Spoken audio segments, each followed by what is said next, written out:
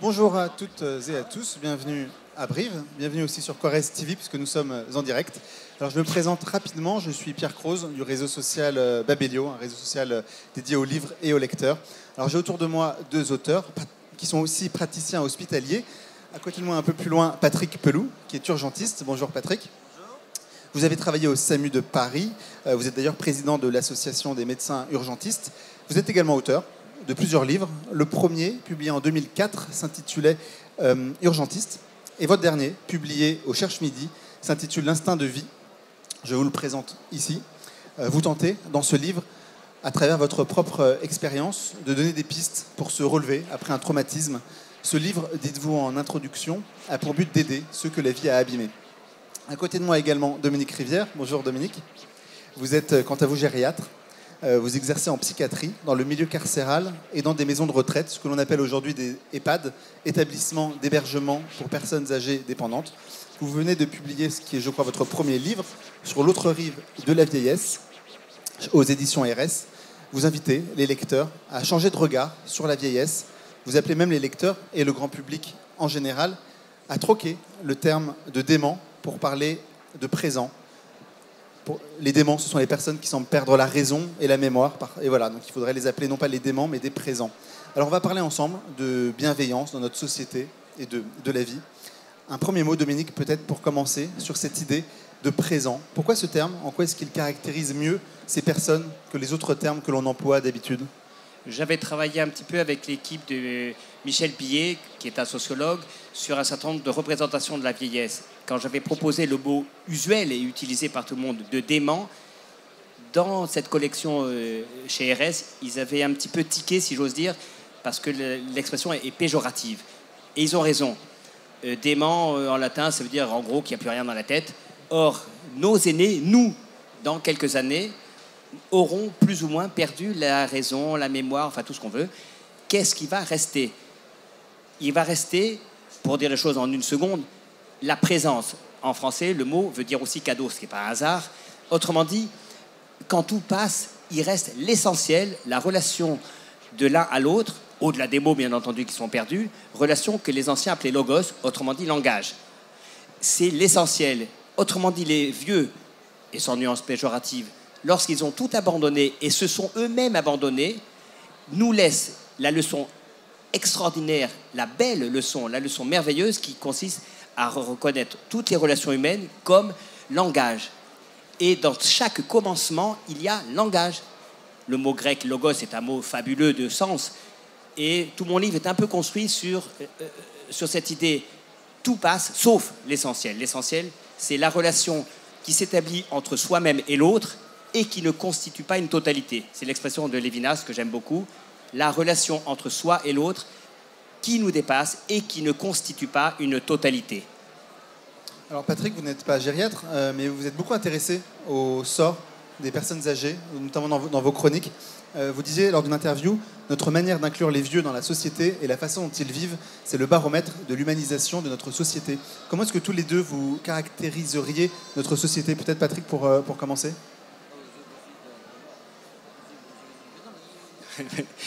Il me laisse parler. L'urgence, effectivement, en gériatrie, c'est pas forcément un problème d'urgence, mais à un moment donné, on n'est plus trop dans la médecine.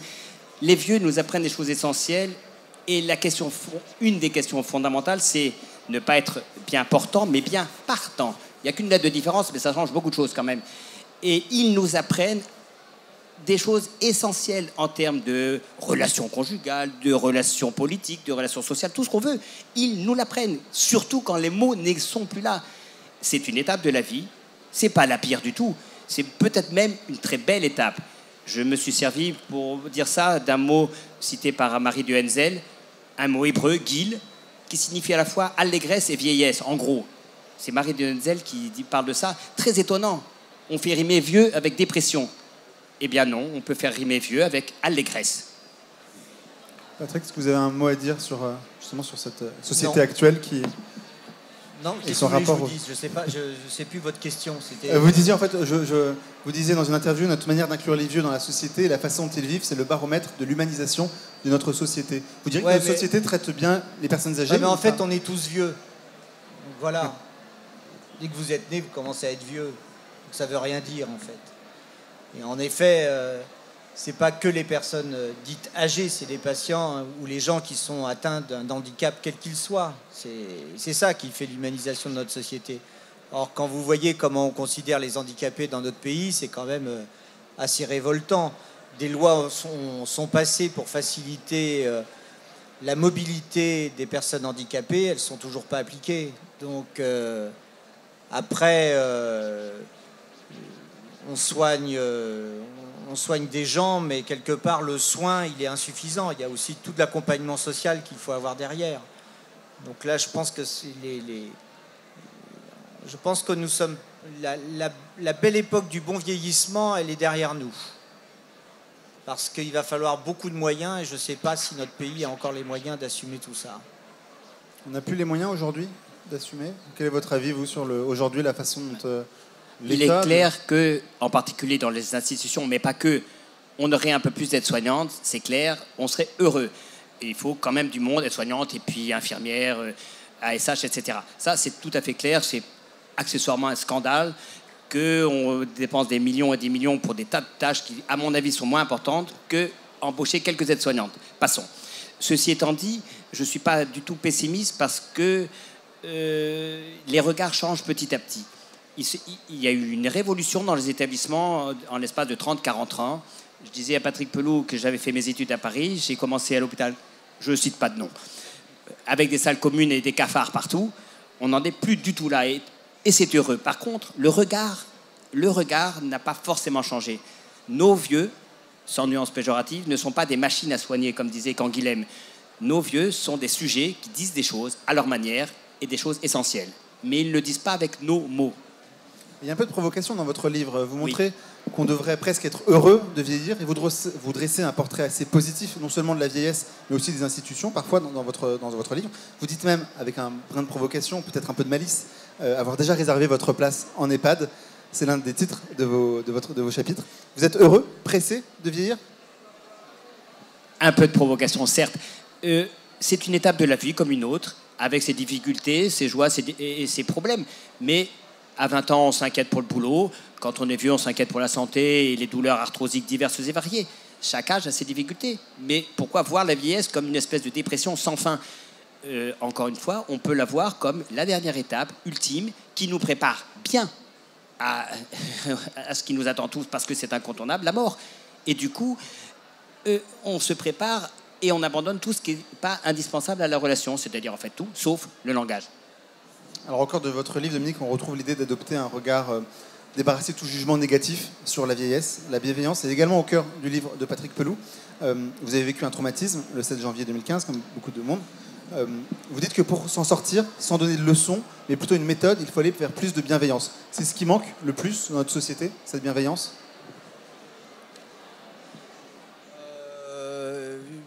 Entre autres, c'est un... Enfin là, vous allez très vite par rapport à tout ce que j'ai écrit, mais entre autres, mais la bienveillance, là, on vous la tartine actuellement sous toutes les formes. Il y en a même qui sortent la bienveillance économique en vous expliquant que mettant tout le monde au chômage, ça sera mieux pour tout le monde. C'est compliqué, la bienveillance. Et c'est pas un livre seulement sur mon psychotraumatisme, c'est un livre sur les psychotraumatismes. C'est un livre qu'on a fait, qui a été demandé par l'éditeur et qui a lourdement insisté pour que je le fasse. Parce que justement, par mon métier d'urgentiste, ce qui m'était arrivé a remis en cause tout ce que je voyais ou tout ce qu'on nous disait sur le psychotraumatisme ou l'aide aux personnes. Il y a beaucoup de choses qui sont dites qui sont en fait soit inapplicables, soit qui ne correspondent pas aux besoins des personnes qui sont victimes de psychotraumatisme. Et le psychotraumatisme, il n'y a pas de hiérarchie, parce que le psychotraumatisme des uns, c'est pas celui des autres. Et un accident de voiture, même bénin pour quelqu'un, ça peut lui traumatiser sur sa vie. Alors, la chose importante, c'est prendre soin de soi. Et là, il y a une étude qui vient d'être faite disant que pour les syndromes dépressifs, ce qui comptait le mieux, c'était le suivi par un psychothérapeute. Le problème, c'est qu'il faut que l'accès aux soins des psychothérapeutes soit possible et égalitaire partout. Donc ça, c'est une autre tâche, parce que c'est extrêmement compliqué. Maintenant, les psychotraumatismes, on le voit, enfin, c'est ce qui fait que d'un coup, j'ai beaucoup de témoignages avec le livre. Ça répond vraiment à un problème qu'on peut élargir à un problème de santé publique. Quand on regarde les attentats, notamment les attentats qu'on va commémorer, et tout le monde pense aux victimes des attentats, et lundi, on commémore les attentats du 13 novembre, pour juste ceux du 13 novembre, ça fait 7 millions de personnes qui étaient impactées. Bon, bah, c'est impossible, en fait, de prendre en charge brutalement 7 millions de personnes. Donc ça veut dire que, d'une part, on doit gérer des grands systèmes qui doivent être des grands systèmes bienveillants, avec des interpellations. Vous avez un métier qui doit être dans l'interpellation, parce que lorsqu'on vous passe en boucle sur les chaînes d'infos des images de terreur, on ne sait pas trop ce que ça fait sur le mental de beaucoup de gens. Donc il y a des réflexions à avoir sur la gestion des grands systèmes et comment on appréhende un psychotraumatisme à la fois collectif et à la fois individuel. Voilà. Alors vous dites que ça a été compliqué à écrire, ce livre, particulièrement. Ça a été aussi un moyen de conquérir un peu le drame, de dépasser le fait d'écrire dessus, ou pas du tout? Bah, en fait, quand on écrit un livre, on ne sait pas trop où on va. Hein. C'est ce qui fait la beauté de l'écriture, c'est que vous partez, puis vous n'avez pas un point d'arrivée. Il y a un moment donné, vous ne savez pas le définir. Il y a un moment donné, vous dites, ça y est, c'est abouti. Voilà. Mais il n'y avait pas... le modèle de ce livre, en fait, c'était plus les travaux et les écritures de Roland Barthes, en fait. J'ai fait un bouquin qui est un bouquin qu'il faut déchirer, en fait. C'est un bouquin, il faut prendre des pages et garder... et peut-être garder une page ou deux, et les chapitres peuvent se lire dans n'importe quel sens, en fait. C'est un témoignage, c'est pas une méthode. J'ai pas la prétention de dire que je remplacerai les méthodes psychanalytiques ou théoriques sur le psychotraumatisme. Ce qu'il y a de sûr, c'est que sur le psychotraumatisme actuellement, à mon avis, ceux qui ont la meilleure expérience par rapport à ce qui nous intéresse et aux victimes des attentats du radicalisme islamique, c'est la psychiatrie militaire. C'est eux qui ont apporté vraiment des bonnes clés sur le psychotraumatisme et qui peuvent largement aider. Mais maintenant, pour écrire un livre comme ça, de toute façon, quand vous écrivez un livre, c'est la solitude, vous êtes tout seul.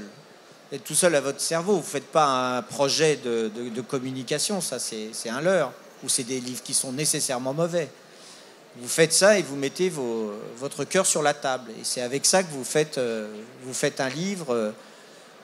Puis vous écrivez pas un bouquin pour vous dire je vais avoir un prix ou un succès. Moi, mon but là, c'était de dire qu'il y avait un regard d'un médecin malade, ce qui est toujours très intéressant, en fait.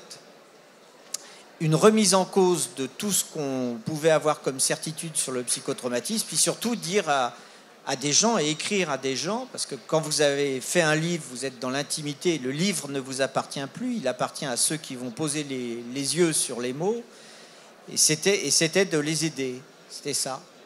Et l'objectif, à mon avis, est atteint. Votre reconstruction, Patrick Pelloux, elle est passée par l'art, la musique. Vous évoquez les concerts, mais également des chansons comme The Rising de Bruce Springsteen. L'art et la beauté, autant que la bienveillance, peuvent aider à surmonter les épreuves?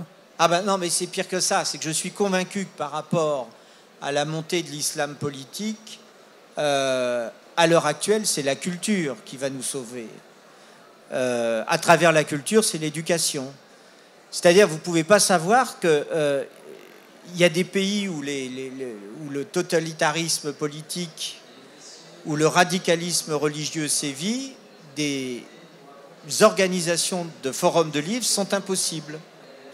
Vous êtes là à Brive avec quelque chose d'absolument essentiel et que le radicalisme religieux veut faire disparaître. C'est la liberté d'expression et la culture. C'est tous les livres, tous les auteurs qui sont là aujourd'hui, ils ont passé du temps parce que vous enrichissez pas en faisant un livre. Hein. Ça, c'est totalement vain. Hein. C'est des sommes de culture. Et la culture, l'art, c'est pas rien. C'est pour ça que là, une nouvelle fois, le radicalisme islamiste s'en est pris à Charlie Hebdo. Parce qu'un dessin, qu'est-ce que c'est? On n'a jamais tué personne avec un dessin. Par contre, le radicalisme religieux a assassiné mes amis de Charlie Hebdo. Ça, c'est la réalité. Un dessin, c'est un dessin. C'est l'expression de la culture. Nous sommes dans un pays, et je pense que la Syrie, comme la Libye, seront libérés du diktat du radicalisme islamiste le jour où ils auront le canard enchaîné, Charlie Hebdo et Ciné Mensuel. Je pense que c'est ça le critère. C'est quand d'un coup vous avez des salons du livre qui s'ouvrent partout, la culture, des bibliothèques. Quels sont, dans les quartiers où sévissent les frères musulmans, quels sont les premiers endroits qui sont incendiés et détruits? Ce sont les bibliothèques. Plus vous donnerez de la culture, plus vous donnerez de l'éducation au peuple et à des gens qui tombent dans le fanatisme religieux, et plus on sera protégé. Comment on peut, en 2017, croire que la charia et les lois moyenâgeuses pourraient faire vivre une civilisation? Il faut quand même être con. Sincèrement.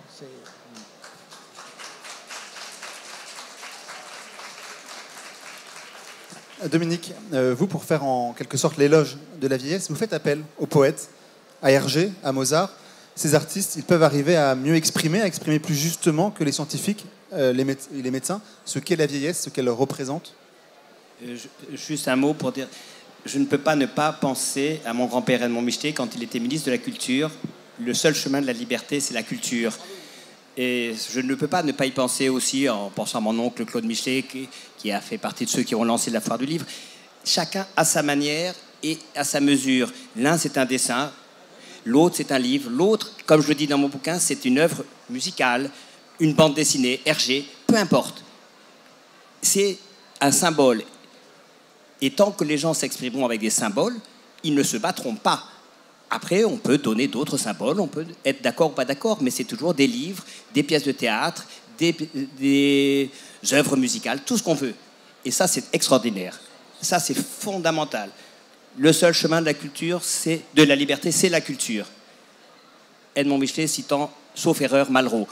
Donc, c'est une des raisons pour laquelle, effectivement, dans mon livre, par rapport à ceux qu'on appelle déments et qui sont très présents, je fais appel, effectivement, à des poètes, à des artistes divers et variés. Il y a un petit chapitre sur le Requiem de Mozart, parce qu'il a exprimé beaucoup de choses à travers cette œuvre qui fait partie de notre patrimoine mondial, bien sûr pas occidental, etc., etc. C'est vraiment important. Et les vieux disent des choses à leur manière, d'où la raison pour laquelle je n'ai pas peur, comme Toubib, pas plus tard qu'avant-hier, de venir à la maison de retraite de Neuvic avec ma guitare et chanter Petit vin blanc, étoile des neiges et la Java bleue.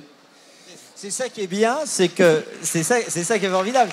Mais dans quelques temps, il faudra jouer les Rolling Stones. C'est ça qui est bien. Mais c'est plus dur à chanter en gériatrie. Mais je suis d'accord.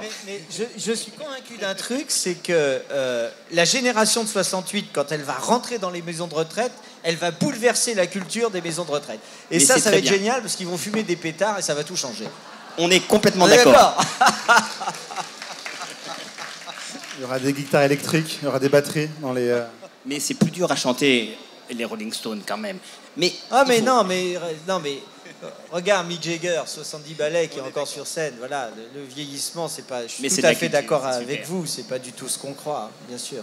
Bien sûr. Alors, on a un peu parlé de bienveillance. On pourrait penser que c'est quelque chose de naturel dans le métier de médecin, que vous exercez un peu tous les deux. Votre livre, Dominique, il s'adresse aussi principalement aux médecins qui s'occupent des personnes âgées dans les maisons de retraite. Il leur est adressé? Je m'adresse aux médecins, mais beaucoup à ceux qu'on appelle le petit personnel, qui n'est pas si petit que ça, parce qu'ils sont absolument indispensables, c'est-à-dire aides-soignantes, infirmières et personnel central en gériatrie. En réanimation médecine d'urgence, le médecin a quand même une importance énorme parce qu'il connaît des tas de choses. En gériatrie, on est sur le retrait. Le médecin n'a pas beaucoup d'importance en gériatrie. À la limite, les gens se portent mieux sans le médecin. J'exagère à peine. Par contre, aide-soignante, là, elle a un rôle central. C'est un peu pour elle, c'est surtout des femmes, mais il y a des hommes, que j'écris. Parce que le point central, c'est l'aide, enfin plus que ça, l'accompagnement dans des choses essentielles, manger, s'habiller, aller aux toilettes, des choses vraiment, j'oserais presque dire, toutes connes au sens latin du terme, bien entendu. C'est-à-dire l'essentiel de la vie. L'essentiel. Le médecin a pour vocation de ne pas mépriser ce que certains philosophes, y compris Aristote, disaient, ne pas mépriser la sueur, les excréments, toutes sortes de choses pas très sympathiques et rigoureusement humaines. Non mais sur les appellations, je suis bien d'accord. Je crois que quand vous êtes dans un métier de soins, en fait, il y a les mots... on a le personnel médical et soi-disant le personnel non médical. Mais une infirmière, même si elle n'est pas médecin, elle fait du soin. Donc c'est pas... il y a une espèce de péjoration à dire non médical, ou le petit personnel qui est absolument... C'est issu de la bourgeoisie du 19e siècle, il faudrait oublier ça. Et les équipes qui soignent, et on le sait, et nous on le voit quand on intervient en urgence dans les établissements de retraite ou de personnes âgées, le seul contact qu'on a avec la personne qui sait exactement ce qui se passe, c'est en effet l'aide-soignante, l'infirmière, l'agent hospitalier. C'est vraiment... cette ségrégation par la dénomination de la profession est vraiment... c'est vraiment pénible, en fait. Ouais, ouais. Vous parlez de musique. On parlait ensemble de musique dans la reconstruction. Vous faites appel à des philosophes dans votre ouvrage, à Lévinas notamment. C'est une des grandes influences aussi. Vous êtes beaucoup appuyé sur les philosophes pour évoquer la vieillesse. Il se trouve que personnellement, j'aime beaucoup Lévinas, dont j'ai lu quand même à peu près tous les ouvrages. Je ne dis pas que j'en suis un spécialiste, très loin de là. Mais me semble-t-il, il a le mérite extrême de marcher sur deux pieds. Le pied juif dont il est et le pied grec qu'il connaît très bien. Autrement dit, des deux jambes, pour nous occidentaux, c'est quand même très précieux. Autrement dit, et pour faire simple, le qui et le quoi. Disciple d'Aristote, on est plus dans le quoi, ce qui est très bien. Pourquoi ? Très bien. Disciple aussi de nos ancêtres hébreux, on est dans le qui. Ma question par rapport à ceux qu'on nomme les vieux, c'est qui sont-ils, avant de savoir s'ils seront des organismes qui marchent plus ou moins bien, à qui il manque telle ou telle molécule, en excès de ceci ou en défaut de cela. Ce n'est pas la question centrale. C'en est une, mais pas forcément la seule. Patrick, on parlait de musique. Est-ce que la philosophie, quand on a vécu un drame, elle peut paraître vaine ou pas forcément ? Est-ce que vous êtes appuyé, vous aussi, sur des... Complètement. Et puis des philosophes comme Faucel, actuellement, c'est très intéressant. Notre société mourrait si nous n'avions pas de philosophes. D'accord avec eux ou pas, la question, elle n'est pas là. On est d'accord ou pas avec Alain Finkielkraut. C'est l'une des émissions les plus intéressantes le samedi matin. D'accord ou pas, c'est des gens qui pétrissent la chose intellectuelle. On ne sort jamais des questions en fait par une réponse binaire. Nos sociétés sont beaucoup trop compliquées. C'est pas oui et non. Or la philosophie, ce sens de la vie, donc cette compréhension de la mort, c'est quelque chose d'absolument essentiel. Par exemple, sur la reconstruction, il y a un débat, parce qu'on nous a sorti le mot résilience, donc ce qu'on peut comprendre, mais il est, à mon sens, inapproprié, parce qu'on ne revient jamais à l'état antérieur, parce que toutes les personnes qui sont ici, alors ceux qui sont assis, ceux qui sont debout aussi, ils ont connu des expériences douloureuses dans leur vie et ils n'ont jamais oublié. Or, de dire la résilience, on va revenir comme avant l'état antérieur, en fait c'est faux. Alors, en parlant avec Boris Cyrulnik, il est bien d'accord avec ça. Donc ce mot résilience, je pense qu'il passera un petit peu de mode, au prétexte de dire qu'il y a la Renaissance. Par exemple, moi je ne suis pas du tout le même homme qu'avant les attentats, parce que tout a été bouleversé et que mes priorités maintenant sont différentes. Mes engagements ont pris une autre dimension. Donc dire qu'on va retomber, et cette espèce de tendance intellectuelle de dire on va oublier, ça va aller, ce que je dis dans le bouquin, il y a des mots qu'il ne faut pas employer quand quelqu'un est désespéré et sidéré par la douleur ou un traumatisme. C'est totalement vain de croire qu'on oubliera. Les gens n'oublient pas du tout. On a une mémoire qui se construit et elle ne s'efface pas.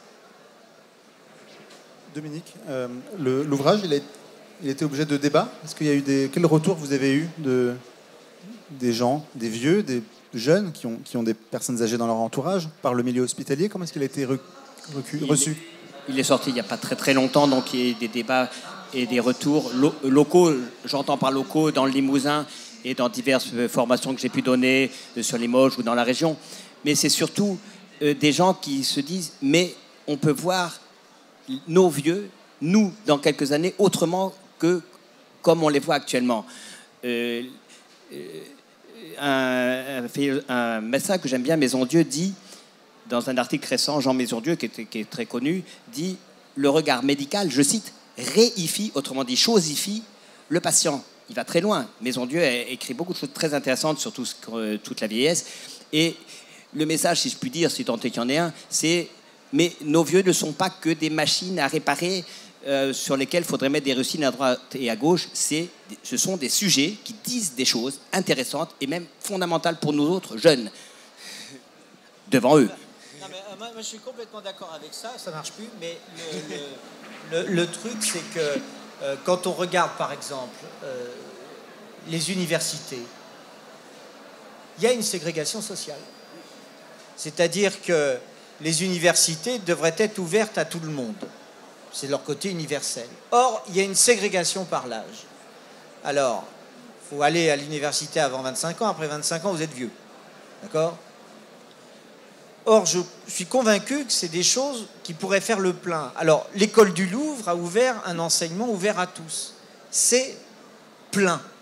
C'est bondé. Je regrette que les universités, quand elles ferment leurs portes fin mai, fin juin, ça soit totalement fermé. Nous avons des tas d'universitaires qui ont plein de choses à dire, à transmettre. Il faudrait que ça soit ouvert. Alors évidemment, vous en avez certains qui ont monté des universités populaires, Michel Onfray notamment. C'est plein. Les gens ont soif et on les empêche de boire. Or, la culture, c'est vraiment quelque chose d'absolument essentiel. On n'est qu'au début, en fait, sur le vieillissement. Quand on regarde tous les écrits qu'il y a, etc., on a un cerveau qui demande à travailler. Voilà, il faut lire. On sait sur les documents qui apparaissent pour lutter contre la démence combien il faut que vous utilisiez ce que vous avez entre les oreilles. Et ça, c'est vraiment... Vous regardez la télé, vous êtes bêtifié, quoi. Et la vie n'est pas faite pour regarder la télévision. Vous en parlez d'ailleurs de la télévision dans les maisons de retraite. Vous dites que elles sont nécessaires et en même temps c'est un vrai mal. Je cite Desmurguet, entre autres, enfin des gens, j'ai rien contre la télé, mais c'est vrai que je pense très personnellement qu'un jour on dira c'est une drogue à l'image de l'alcool ou autre chose, autrement dit à utiliser avec une extrême modération. On le fait. Non, mais les écrans c'est pareil. Les écrans chez les jeunes, je veux dire, quand vous voyez des enfants tout petits, ça m'est arrivé encore récemment chez des amis, des enfants de 4 ans qui manient l'iPad mieux que moi. Bon, je suis déjà très très vieux, d'accord ? Mais ce qui me bouleverse, c'est qu'ils sont infoutus d'aller faire un dessin. Or, quand vous regardez dans les écoles américaines des gens très très très riches qui ont pris des super enseignements, etc., ils interdisent les ordinateurs jusqu'à l'âge de 10 ans.